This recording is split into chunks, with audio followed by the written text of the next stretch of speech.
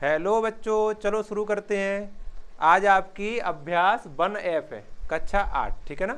चलो इसके पहले कंसेप्ट सीखेंगे, उसके बाद ही प्रश्नों को हल करेंगे, ठीक है। सबसे पहले सीखेंगे हम जीरो के गुण, जीरो के प्रगुण। जीरो जानते हैं, शून्य कहते हैं उसे, शून्य, शून्य के प्रगुण। शून्य के प्रगुण कौन कौन से होते हैं, ठीक है ना, सीखेंगे। देखो, शून्य एक ऐसी संख्या है कि जिससे किसी संख्या में गुणा किया जाए तो उत्तर क्या आता है, हमारा शून्य आता है। जीरो में किसी संख्या से गुणा कर रहे हैं, कितनी बड़ी संख्या हो, संख्या चाहे कितनी बड़ी हो, 225 लिखा है, इसमें भी अगर हम जीरो से गुणा करें तो उत्तर क्या आएगा, जीरो ही आएगा। और जीरो में किसी संख्या से गुणा करें, जीरो में से किसी संख्या से गुणा करें इस तरह से, फिर भी आंसर क्या आएगा, जीरो आएगा, ठीक है ना। आगे बात समझ में। अच्छा, एक और बात समझेंगे। अगर जीरो में किसी संख्या को जोड़ें तो बड़ा अद्भुत उत्तर देता है ये। जीरो में किसी संख्या में जोड़ें तो अपने अस्तित्व को ही खो देता है, उसी संख्या का आंसर पकड़ा देता है, ठीक है। यानी उत्तर क्या आएगा, हमारा 2 ही आएगा। जीरो में 2 को जोड़ेंगे तो उत्तर 2 ही आएगा। या फिर किसी संख्या में जीरो को जोड़ें फिर भी आंसर हमारा 2 ही आएगा, 5 आएगा ये, ठीक है। 5 मैंने जोड़ा इसलिए वही आंसर आएगा, वही संख्या आएगा। आई बात समझ में। किसी संख्या में जीरो से गुणा करें तो उत्तर जीरो आता है, लेकिन जोड़ें तो जीरो नहीं आता, तो वही संख्या उत्तर आता है, ठीक है। यहां तक बात क्लियर। तो ये जो बात है इसका नाम भी है एक, इसका एक नाम भी है, ठीक है ना। जैसे कहते हैं, क्या कहते हैं, तस्मक प्रगुण। कैसे, अभी नहीं कहेंगे लेकिन अभी कहेंगे। देखो इसको मिटाऊं पहले तब समझाऊंगा।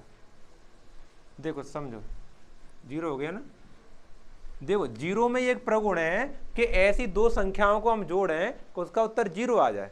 वो क्या कहेंगे, देखो ऐसी संख्याओं को जोड़ें, जैसे एक तो 2 है, उसके साथ में -2 को जोड़ूं, माइनस की 2 संख्या, इन दोनों को आपस में जोड़ूं। देखो कैसे, 2 के साथ -2 को इस तरह से जोड़ोगे तो उत्तर क्या आएगा, जीरो आ रहा है। जीरो आ रहा है कि नहीं आ रहा है। तो इस जीरो को हम क्या कहते हैं, योग का तस्मक भी कहते हैं। योग का तस्मक, योग का, मैं लिख दे रहा हूं, ये शब्द कुछ ऐसा है, योग का तत्समक क्या कहलाता है, जीरो कहलाता है। समझ में आ रहा है कि नहीं आ रहा है। क्यों, एक कारण तो ये है कि किसी संख्या में 2 को जीरो को जोड़ने पर उस संख्या का ही आंसर देता है, अपना अस्तित्व खो देता है, ठीक है। दूसरी बात ये है कि देखो 2 संख्याओं का योगफल, 2 संख्याओं का योगफल अगर जीरो आए तो वो संख्याएं आपस में योगात्मक प्रतिलोम कहलाती हैं, योगात्मक प्रतिलोम कहलाती। उस बात को योग का तस्मक भी कहते हैं, ठीक है ना। तो योग का तस्मक क्या होगा, हमारा जीरो, पहली बात, ठीक है। दूसरी बात देखो समझो, दूसरी बात ये है योग का तस्मक, चलो ये भी लिख दे रहा हूं मैं, योग का तत्समक, तत्समक अवयव, अवयव जीरो होता है अगर अवयव पूछे तो। लेकिन कैसे परिभाषित करेंगे इसे, किन्हीं 2 संख्याओं का योगफल जीरो आए तो वो आपस में दोनों संख्या क्या कहलाती हैं, योगात्मक प्रतिलोम में कहलाती हैं, ठीक है। जैसे 12 का योगात्मक प्रतिलोम क्या होगा, -12। 12 का योगात्मक प्रतिलोम क्या होगा, -12। क्यों, क्योंकि 12 को और -12 को दोनों को जोड़ा जाएगा तो उत्तर क्या आएगा, जीरो। आप कह रहे जी तो घटा दिया है, ऐसे ही जुड़ता है। देखो इसमें प्लस करूं मैं, -12 तो आपने चिन्हों को कई दिनों से सीखते हैं, माइनस प्लस क्या हो जाएगा, प्लस माइनस माइनस, तो उत्तर क्या आएगा, जीरो आएगा कि नहीं आएगा। समझ में आ रहा कि नहीं आ रहा है। दूसरा देखो, मान लिया कि ये -6 लिखा है, तो -6 का कोई पूछे आपसे योगात्मक प्रतिलोम क्या है, तो चिन्ह बदल दो, क्या होगा, +6। क्या होगा इसका, +6। क्योंकि -6 को +6 के साथ जोड़ेंगे तो आंसर क्या आएगा, जीरो आएगा। ये जीरो के प्रगुण चल रहे हैं, ठीक है ना। आ रही बात समझ। और देखो अगर कोई आपसे पूछता है कि ये बताओ -8 का योगात्मक प्रतिलोम क्या होगा, तो -8 का योगात्मक प्रतिलोम क्या होगा, +8 होगा। क्या होगा, +8। यानी प्लस का माइनस, माइनस का प्लस, चिन्हों को बदलने पर हमें क्या प्राप्त हो जाता है, योगात्मक प्रतिलोम प्राप्त हो जाता है, ठीक है। इतनी बात क्लियर। चलो अब आगे बढ़ते हैं। अब देखो एक के प्रगुण सीखते हैं, कुछ एक के नियम सीखते हैं। एक जानते हो, 1 एक, इसके एक के प्रगुण। देखो एक से किसी संख्या में गुणा करते हैं तो कोई फर्क नहीं पड़ता, 0 में 1 से गुणा करें तो यानी 2 ही उत्तर आएगा। सर 0 में नहीं, 2 में 1 से गुणा करेंगे तो हमारा उत्तर क्या आएगा, 2 ही आएगा, ठीक है ना। आ रही बात समझ नहीं आ रही है, 2 में 1 से गुणा करेंगे तो 2 आएगा, ठीक है। और समझो देखो, 1 में किसी संख्या से गुणा करेंगे फिर भी वही संख्या आ गई, एक में किसी संख्या से गुणा करेंगे तो फिर भी वही संख्या आएगी, ठीक है ना। तो 18 आया कि नहीं आया। अच्छा, और समझो, और भाग भी बताएं। देखो किसी संख्या में 1 से भाग करें तो फिर भी वही संख्या आती है, किसी संख्या में 1 से भाग किया जाए तो हमारा उत्तर क्या, तो वही संख्या आती है, ठीक है। चलो अब आगे एक और समझेंगे, एक और बात है इसमें, वो बात है गुणात्मक प्रतिलोम। क्या नाम है उसका, गुणात्मक प्रतिलोम। गुणात्मक,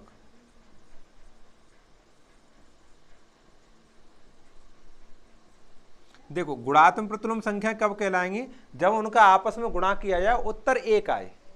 आपस में गुणा किया उन दोनों संख्याओं का, उत्तर क्या है, 1 आए, तो गुणात्मक प्रतिलोम में कहलाएंगे। जैसे 2 लिखा है हमारा, 2 का गुणात्मक प्रतिलोम क्या होगा बताओ। ऐसी कोई संख्या ढूंढो इसके साथ में कि उत्तर गुणा करने पर 1 प्राप्त हो जाए, तो 1/2 होगी। 2 का एक गुणात्मक प्रतिलोम क्या होगा, 1/2 होगा। क्यों, क्योंकि हम 2 का 1/2 का गुणा करेंगे तो उत्तर क्या आएगा, 0 0 कट जाए, उत्तर आएगा 1। 2 से 0 दिमाग में भर गया, पता नहीं क्यों, 2 से 2 कट जाएगा, उत्तर क्या आएगा, 1 आएगा। आ रही बात, समझ नहीं आ रही है। तो हम संख्या का उल्टा कर देते हैं तो गुणात्मक प्रतिलोम प्राप्त हो जाए। जैसे हमें प्राप्त करना है 1/8, 1/8 का गुणात्मक प्रतिलोम क्या होगा, 8। 1/8 है तो उसका क्या हो जाएगा, 8 हो जाएगा। अगर 8 होता तो उसका क्या हो जाता, 1/8 हो जाता, ठीक है ना। आगे बात समझ, 8 हो जाएगा। मतलब संख्या का व्युत्क्रम कर देते, चिन्ह को नहीं बदलते हैं। और देखो अगर मान 1/5 लिखा है, माइनस के 1/5 लिखा है, इसका गुणात्मक प्रतिलोम बताना, तो गुणात्मक प्रतिलोम इसका 5 होगा, लेकिन माइनस का ही रहेगा। ये बात सीखने की है, माइनस ही रहेगा, चिन्ह नहीं बदलेगा। अच्छा, ये पूछ लिया जाता है -1/5 का हमें योगात्मक प्रतिलोम लगा, योगात्मक प्रतिलोम लगा, तो उल्टा नहीं करते बल्कि इसका चिन्ह को बदल देते। ऋण है तो धन कर देते, ठीक है ना। ऋण है तो क्या कर देते, उसको धन कर देते, लेकिन उसको पलटते नहीं। इसमें क्या करते, उल्टा करते हैं, भिन्न को उल्टा कर देते हैं, ठीक है। अगर पूछे -8 का गुणात्मक प्रतिलोम, ये वाला गुणात्मक प्रतिलोम बताओ, तो 1/-8 हो जाएगा, मतलब -1/8 हो जाएगा, -1/8 हो जाएगा, उल्टा हो जाएगा, लेकिन चिन्ह नहीं बदले, चिन्ह ऋण ही रहेगा, ठीक है ना। ये 2-3 बातें समझ आ गई कि नहीं आ गई। योगात्मक प्रतिलोम और गुणात्मक प्रतिलोम जरूरी है। बाकी 0 से तो सब जानते, 0 से गुणा करते 0 आता है ना, आप भी जानते हैं। और 1 से गुणा करते तो वही संख्या आती है, ये तो जानते, वो तो मैंने वैसे ही बता दिया आपको।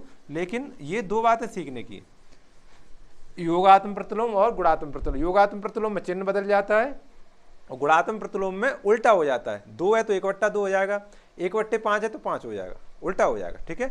अच्छा, ये सही गलत मैं लिख के लाया हूँ, इधर सही गलत करते हैं, उसके बाद एक्सरसाइज करते हैं, ठीक है। देखो पहला क्वेश्चन है अभ्यास बन का, ये देखो -6/7 प्लस के 6/7 परमेय संख्या नहीं है। देखो -6/7 लिखा है और प्लस के 6/7 लिखा है। अब ये तो आपस में 0 हो गया, 6/7 है, सॉरी 6/7 है, ये तो आपस में 0 हो गया, एक माइनस का एक प्लस का तो कट गया, 0 हो गया। अब बताओ 0 को डिफाइन करो, क्या ये परमेय संख्या है। जब मैंने आपको परमेय संख्या सिखाई थी तब बताया था इसको, हाँ बताया था। 0 एक परमेय संख्या, क्यों, 0 को 0/1 के रूप में लिख सकते हैं। इसका अर्थ क्या बना सकते हैं, 1 बना सकते हैं, इसलिए ये परमेय संख्या है। तो इसका उत्तर क्या होगा, हाँ है। और ये कह रहा नहीं है, देखो नहीं, तो इसके लिए इसलिए क्या होगा, असत्य होगा, इसलिए क्या होगा, ये असत्य। पहला आंसर आपका असत्य होगा, है ना। दूसरा देखो, परमेय संख्या में योग का तस्मक अवयव 0। देखो मैंने अभी बताया था, योग का तस्मक अवयव क्या है, 0, क्योंकि 2 संख्या प्लस की है माइनस की, दोनों को जोड़ें तो उत्तर क्या आता है, 0 आता है। या फिर दूसरी बात ये भी कह सकते हैं, किसी भी संख्या में 12 में 0 को जोड़ा जाए तो उत्तर क्या देगा, हमें 12 ही देगा। तो इसे कहते हैं योग का तस्मक अवयव 0, ये सत्य है, ये क्या होगा, ये सत्य है। आगे देखो, परमेय संख्या 0 का योगात्मक प्रतिलोम नहीं है, 0 का योगात्मक प्रतिलोम होता तो 0 होता है, इसलिए असत्य है। ये क्या होगा, असत्य, असत्य होगा, ठीक है। और देखो, किसी ऋणात्मक परमेय संख्या का योगात्मक प्रतिलोम धनात्मक होता, सही है। अभी मैंने बताया था -2 का योगात्मक प्रतिलोम क्या होगा, प्लस का 2, तो यही तो ये कहना चाह रहा है। ऋणात्मक कहाँ गया भाई, कहाँ भूल गए, हाँ देखो, ऋणात्मक परमेय संख्या का योगात्मक प्रतिलोम धनात्मक होता है, सही है, धनात्मक होता है, सत्य है ये आपका सत्य है, ठीक है। आगे 5वां, परमेय संख्या में घटाने का तस्मक अवयव 1 है, गलत है, ये नहीं, गुणा का तस्मक अवयव ये गुणा का है ये, ठीक है ना, असत्य है। घटाए का तो होता ही नहीं है, योग का होता है 0, गुणा का होता है 1, ठीक है। तो परमेय संख्या गुणा का ये सत्य, गुणा का तस्मक अवयव 1 है, ये सत्य है। गुणा का भी 1 बताया था, नहीं बताया था, गुणा करने पर उत्तर 1 आ जाता है। या फिर ऐसे बता सकते हैं, किसी भी संख्या में 1 से गुणा करें तो कोई फर्क नहीं पड़ता है, इसलिए इसे कहते हैं गुणा का तस्मक अवयव, तत्समक अवयव, ठीक है ना, 1 होता है और योग का 0 होता है। ठीक है, आगे देखो, एक ऋणात्मक परिमेय संख्या का गुणात्मक प्रतिलोम एक धन ऋणात्मक परिमेय संख्या होती है, सही है। ऋणात्मक परिमेय संख्या गुणात्मक प्रतिलोम, चिन्ह नहीं बदलते हैं लेकिन उसको पलट देते हैं, तो चिन्ह तो बदलेगा नहीं, तो ऋणात्मक का क्या होगा, ऋणात्मक है तो उसका उत्तर ऋणात्मक ही रहेगा, इसलिए सत्य है। ये क्या होगा, ये सत्य होगा। आगे देखो, यदि परिमेय संख्या x का गुणात्मक प्रतिलोम x है तो उत्तर x बराबर 0 माना जाएगा। हाँ, ये भी सत्य है, चलो ये भी सत्य है। ठीक है ना, तो आपने ये सत्य सत्य आपने पूरे कर लिए और मैंने बेसिक भी समझा दी। अब हम तुम क्वेश्चन लगाएंगे, ठीक है, क्वेश्चन नंबर 2 से, तो मैं इनको हटा दे रहा हूँ अब। ठीक है, आप इसे अपने कॉपी किताब में जहाँ भी पढ़ते हैं उसमें सही गलत लगा लेना। ठीक है, चलो क्वेश्चन नंबर 2 से शुरू करेंगे। अब हम कहाँ से शुरू करेंगे, 2 से।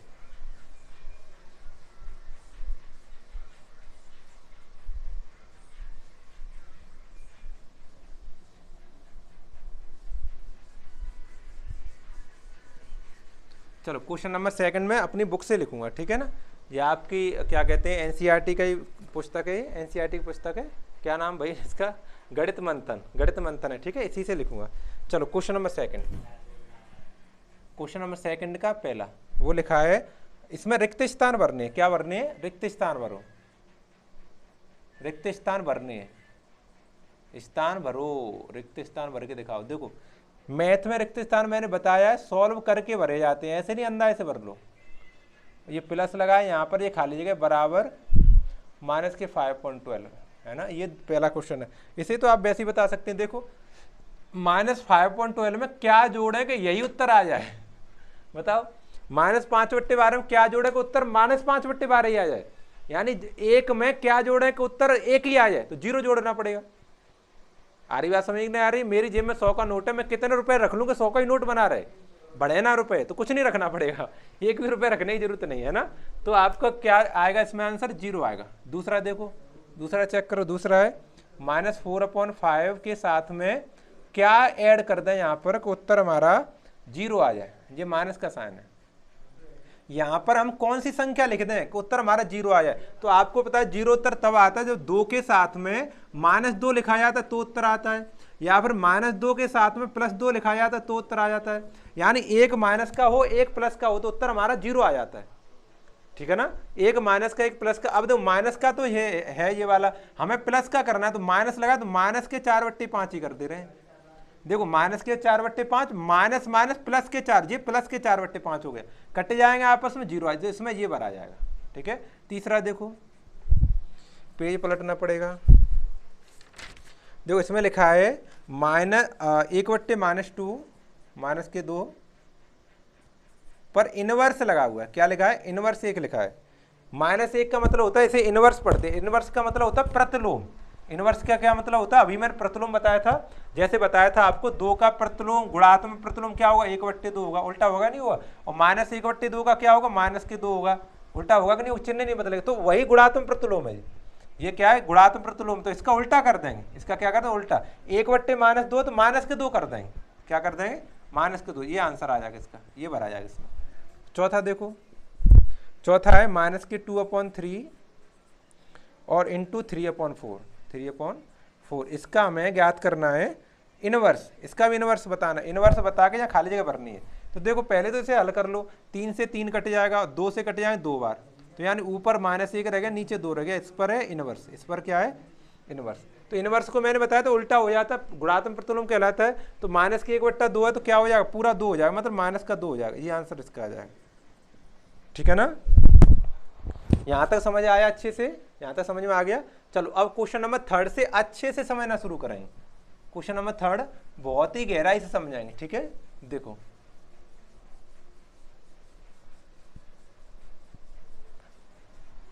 समझो, क्वेश्चन नंबर 3 देखो लिखें, तीसरे में लिखना है x का मान ज्ञात करना। क्या लिखा है, x का मान ज्ञात करो। क्वेश्चन नंबर 3 में लिखा है x का मान ज्ञात करो, छोटे छोटे सवाल लिखे हैं, 2/3 गुणा x बराबर 1 है ना। और देखो दूसरा लिखा हुआ है यहाँ पर, चलो साथ साथ ही लिखूंगा मैं, -3/4 और गुणा x = 0। ठीक है ना, समझो अब कुछ मैं नियम बताता हूँ। वैसे जोड़ घटाने के तो नियम हम सीख चुके हैं, क्योंकि प्लस क्या कहते हैं परिमेय संख्या को जोड़ना और घटाना तो हम सीख लिया हमने, अब गुणा सीख रहे हैं इसलिए। तो गुणा के मैं चिन्ह बताता हूँ। वैसे गुणा देखो ऐसे इक्वल टू लगा है, इधर देखो दायां पक्ष है आपका, क्या है दायां पक्ष, ठीक है ना, और इधर बायां पक्ष है मतलब लेफ्ट हैंड साइड, इस तरह से, मतलब ये तो लेफ्ट हैंड साइड है और इधर राइट हैंड साइड है। अब समझो इधर से कोई संख्या इधर जाएगी, इधर अगर गुणा में संख्या तो इधर जाके भाग में हो जाएगी, किस में हो जाएगी, भाग में, ठीक है। और देखो अगर इधर से आएगी, इधर से इधर आएगी तो भी यही बात है, अगर इधर गुणा में है तो इधर भाग में हो जाएगी, ठीक है ना। अब मैं दोनों तरफ चिन्ह लगा दे रहा हूँ, देखो इधर भाग में संख्या है तो इधर गुणा में हो जाएगी, और इधर गुणा में तो इधर आके भाग में हो जाएगी, ठीक है। इधर देखो गुणा में संख्या तो भाग में हो जाएगी और भाग की है तो गुणा में हो जाएगी, दोनों तरफ से नियम लागू होता है। लेफ्ट हैंड साइड से दूसरे पक्ष में जाएंगे राइट हैंड साइड में, तो गुणा की संख्या होगी तो भाग में हो जाएगी, और भाग की संख्या होगी तो गुणा में हो जाएगी, कन्फर्म। आगे देखो समझ में आ गया। देखो अब हमें x की वैल्यू फाइंड करनी, तो x के साथ इसका गुणा हो रहा है कि भाग हो रहा है, 2/3 का गुणा हो रहा है ना, तो उधर जाके भाग हो जाएगा, यानी x बराबर 1 में भाग हो जाएगा किसका, 2/3 से। यानी भाग का मतलब क्या होता है, जब हम भाग करते हैं तो उसे गुणा में चेंज करते तो भिन्न पलट जाती है, भिन्न क्या होता है, हो जाती पलट जाती है, यानी x बराबर 1 के साथ गुणा करेंगे इसको तो 3/2 हो जाएगी। भाग को गुणा में चेंज करते हैं, भाग की भिन्न आपने सीखी है, भाग के चिन्ह को गुणा में चेंज करते हैं तो 2/3 3/2 हो जाएगा, तो इसको थोड़ा हल करें तो 3/2 आ जाएगा, है ना, 1 से गुणा करें 3/2 ही रहेगा। ऐसे इसे देखो x के साथ में इसका गुणा ही तो हो रहा है तो उधर जाके भाग हो जाएगा, x बराबर 0 में हम भाग करेंगे -3/4 का, और 0 में तो किसी से भाग करो, उत्तर हमारा क्या आना है, 0 आना है, क्या आना है, 0 आ गया, ठीक है। ये क्वेश्चन समझ आ गए दोनों। अब आगे देखेंगे, इसे हटा दे रहा हूं मैं, आप लोग जल्दी स्क्रीनशॉट लेके नोट किया करो, ठीक है। यहाँ पर वीडियो को बंद कर लिया करो, यहाँ पर थोड़ी देर बंद कर लो, फिर आगे नोट करके उसके बाद फिर चालू कर लो, ठीक है। चलो देखो अब क्वेश्चन नंबर हम देखेंगे 3rd, तीसरे का तीसरा ये x गुणा -5/4 है और बराबर 1 लिखा है, इसको हल करना है। देखो x के साथ में इसका गुणा ही तो हो रहा है तो उधर जाके क्या हो जाएगा, भाग हो जाएगा, यानी x बराबर 1 भाग -5/4। अब भाग को मैंने बताया था अभी, भाग को गुणा में चेंज करते हैं तो आगे वाली भिन्न वो पलट जाती है, आगे वाली संख्या पलट जाती है, यानी 1 गुणा का चिन्ह लगाएंगे यहाँ पर तो -5/4 है वो 4/5 हो जाए, लेकिन माइनस का चिन्ह माइनस ही रहेगा, ये ध्यान रखना है, माइनस नहीं बदलेगा, ठीक है ना। तो x बराबर क्या हो गया, -4/5 ही हो गया, ये आंसर इसका आ गया, ठीक है। 4th देखो, अच्छा ये बिल्कुल मैं अपने गांव की भाषा में समझा रहा हूँ आपको, एक और जुगाड़ है, देखो एक और समझाऊँ मैं आपको। जैसे ऐसे लिखा है x बराबर x गुणा -6/7, ऐसे बच्चे जल्दी सीख जाते थे इसलिए मैंने ऐसे सिखाया आपको। मैं बताऊं दोबारा, देखो माइनस से तो माइनस कट के प्लस हो गया, देखो इसको ऐसे समझा देते हैं कि x के साथ में 6/7 लिखा है उधर, तो उधर जाके उल्टा होना है, क्योंकि गुणा का उल्टा भाग होता है, भाग का उल्टा गुणा होता है, तो यही तो मैंने बताया था, गुणा में होती संख्या उधर जाके भाग में हो जाती है, भाग की होती है तो गुणा में हो जाती है। तो बताओ यहाँ पर 6/7 है, उधर जाके 7/6 होना है कि नहीं होना, उल्टा होगा, तो x का मान 7/6 हो जाएगा। ऐसे जल्दी कर देते हैं, अगर जल्दी करना है आपको तो इस तरह से जल्दी कर लेते हैं, उल्टा करना है तो 6/7 का क्या करते हैं, 7/6। और देखो चौथा 5वां सवाल देखो, 5वां लिखा है -5/4 और गुणा 4/-5, इसमें देखो एक ही तरफ लिखा है हमारा x, तो ये तो कैलकुलेट करना पड़ेगा। देखो -5 से -5 कट गया, 4 से 4 कट गया, यानी 1 आ गया, यहाँ पर x का मान कितना आ गया, 1 आ गया, ठीक है। तो आप इसे लिख सकते हैं x बराबर 1, x बराबर 1, ठीक है ना। क्वेश्चन नंबर 5th हो गया। अब देखो छठवां क्वेश्चन यहाँ करा दे रहा हूँ, लिखा है आपका -7/6 और +7/6 = x, इसका मान ज्ञात करना है। -7/6 और 7/6 का मान ज्ञात करना है। देखो एक माइनस का एक प्लस का घट गया, 0 हो गया, ये 0 हो जाएगा, आपस में क्या हो जाएंगे, 0 हो जाएंगे, तो x का मान क्या आ जाएगा, 0 आ जाएगा, यहाँ पर x का मान क्या आएगा, 0, ठीक है ना। ये क्वेश्चन समझ में आएगा। क्वेश्चन नंबर 3rd के 6 क्वेश्चन थे, ठीक है। आगे देखो क्वेश्चन नंबर 4 देखो, क्वेश्चन नंबर 4 को समझाएंगे। क्वेश्चन नंबर 4 के मैंने जो कंसेप्ट है वो अभी समझाया, तुरंत ताजी अभी कंसेप्ट बिल्कुल अभी समझाया है। क्या लिखा है उसमें, निम्नलिखित परिमेय संख्याओं के योगात्मक प्रतिलोम ज्ञात करो। हमें क्या ज्ञात करना है, योगात्मक प्रतिलोम। योगात्मक प्रतिलोम क्या होते हैं? जिनको चिन्ह में बदल देते हैं। क्या कर देते हैं? चिन्ह में बदल देते हैं। प्लस का है तो माइनस कर देते हैं और माइनस का है तो प्लस कर देते हैं। जैसे हमारा लिखा है 1/2। 1/2 का हमें योगात्मक प्रतिलोम ज्ञात करना है। क्या ज्ञात करना है? योगात्मक प्रतिलोम। तो क्या हो जाएगा? उल्टा हो जाएगा। 1/2 है तो उसका -1/2 हो जाएगा। चिन्ह को परिवर्तित करेंगे, -1/2। ठीक है। और देखो दूसरा है, जैसे दूसरा -3/8 का योगात्मक प्रतिलोम हमें ज्ञात करना है। -3/8 का तो चिन्ह बदलो, प्लस के 3/8 हो जाएगा, प्लस के 3/8। ठीक है ना। और देखो जीरो का क्या होगा भाई? जीरो बताओ। जीरो का योगात्मक प्रतिलोम क्या होगा? जीरो ही होगा। क्या होगा? जीरो। जीरो का चिन्ह माइनस लेगो प्लस लेगो, बात है गई है ना, कोई फर्क नहीं पड़ता। और देखो चौथा, देखो चौथा इसमें -4/-7, इसका योगात्मक प्रतिलोम क्या होगा? देखो माइनस से तो माइनस कटे, प्लस हो गया, प्लस हो गया ना, तो अब प्लस का क्या हो जाएगा? माइनस के 4/7 हो जाएगा। ध्यान रखना, ये मोस्ट इंपोर्टेंट क्वेश्चन है आपका। माइनस के 4/-7 है, माइनस के 4/-7 का योगात्मक प्रतिलोम क्या होगा? तो माइनस माइनस कट के प्लस हो गया, प्लस का योगात्मक प्रतिलोम करें तो माइनस हो जाएगा। ठीक है। तो ये कंसेप्ट क्लियर है यहाँ तक योगात्मक प्रतिलोम का। लास्ट क्वेश्चन रह गया है गुणात्मक प्रतिलोम। क्या लिखा है? गुणात्मक प्रतिलोम। गुणात्मक प्रतिलोम भी मैंने समझा दिया है, उसको उल्टा कर देते हैं। क्या कर देते हैं? अभी क्वेश्चन इसमें 5 और 6वां रह गया है ना। चलो तो अगली वीडियो में देखें, हो नहीं पाएंगे फिर। ठीक है ना।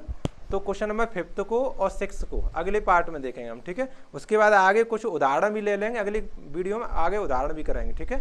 अच्छे अच्छे उदाहरण करा देंगे कुछ। चलो यहीं समाप्त करते हैं इसको।